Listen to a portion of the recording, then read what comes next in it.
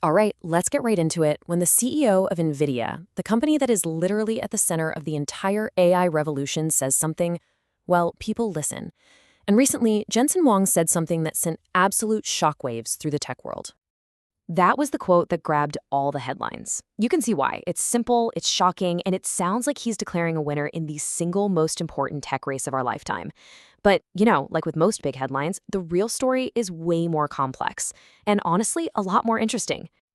So we're going to unpack what Huang was actually saying, because he argues that this isn't just one single race. No, it's five completely different races, all happening at the exact same time. And he thinks the US is falling behind in ways that most of us aren't even paying attention to.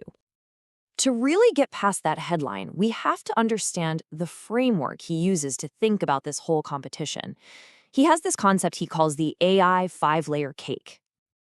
And here's the key thing to get. This isn't about one country just being better at AI. He's not keeping score like that. Instead, he frames it as a handicap. It's about looking at the specific advantages and disadvantages each country has across this whole system, from the raw electricity all the way up to the apps on your phone. Okay, so let's slice into this cake.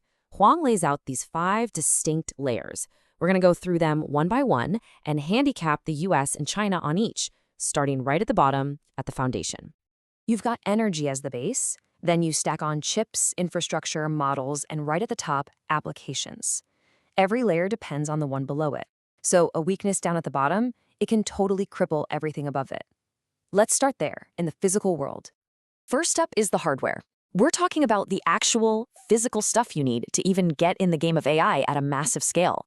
Energy, chips, and the data centers that hold all of it. So what's fascinating, and you can see the huge difference right here, is that we start with something we almost never talk about when we talk about AI, raw electricity. Huang points out that China has double the energy capacity of the US, and their supply is just shooting straight up while the US is kind of flat. For technology as power-hungry as AI, it's insatiable. This isn't a small thing. It's a fundamental handicap right out of the gate. Okay, moving up a layer from energy to the chips themselves. Now here, the US has a clear lead, no question. Huang is very confident, says America is generations ahead in the design of these chips. But, and this is a massive but, he's waving a huge red flag about getting complacent. Why? Because China's semiconductor industry is doubling in size every single year. It's all fueled by these huge subsidies that make their manufacturing costs just a tiny fraction of what they are anywhere else.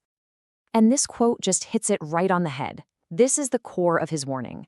Yeah, the US might have the best blueprints right now, but China is building the factory floor at a terrifying speed.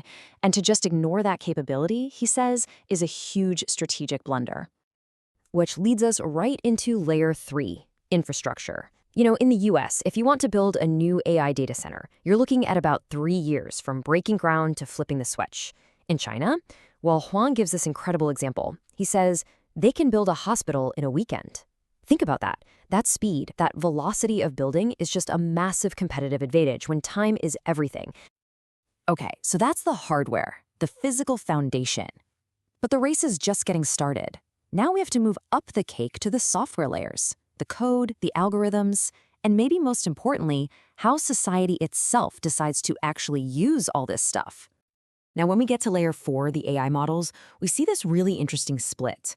On one hand, the US is maybe 6 months ahead on what are called frontier models.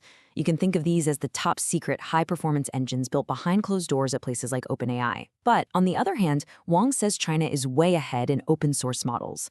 These are more like powerful engine blueprints that are given away for free for anyone to use, modify, and build on top of.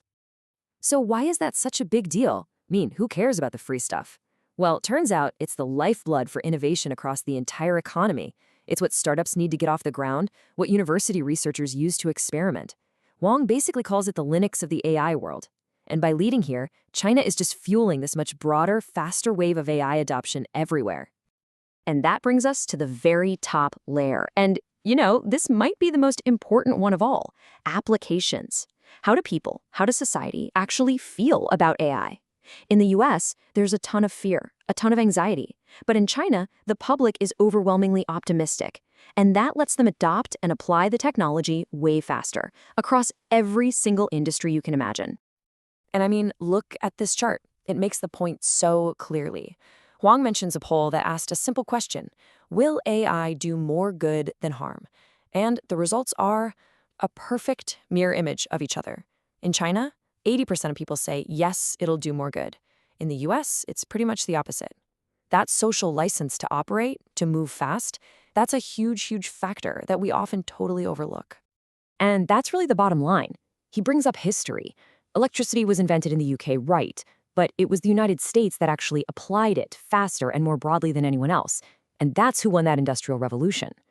The lesson is simple. Inventing something isn't enough. Applying it is everything. So when you put all 5 of those layers together, what does this whole complex handicap really mean for the future? Well, it's not just about what's happening inside each country, it's also about global competition and the rise of some seriously powerful new players. Huang brings up Huawei specifically, calling them formidable. And he makes this really critical point. US policy has basically banned NVIDIA from selling its best stuff to China. So what happens? Well, you've just handed over the world's second largest AI market. It doesn't stop China from developing AI. It just guarantees that a domestic giant like Huawei gets that entire market all to themselves, with no outside competition. And the long-term result of that policy is pretty profound. Because China was forced to figure it out on its own, they're now building their own complete, totally independent AI stack. From the power plants and the chips, all the way up to the apps. And once that's built, you can bet they're going to export it to the rest of the world, creating a powerful, state-backed alternative to the entire American tech ecosystem. So when you hear Jensen Huang say China is winning, he doesn't mean it like a simple football score. He's describing this complex 5-layer handicap, a race where having more energy, faster factories, a dominant open source community, and an optimistic public might just be enough to overcome an early lead in chip design. And it leaves us with a really tough question. In a revolution this big, is inventing the future enough, or does victory simply go to whoever can build it and use it the fastest?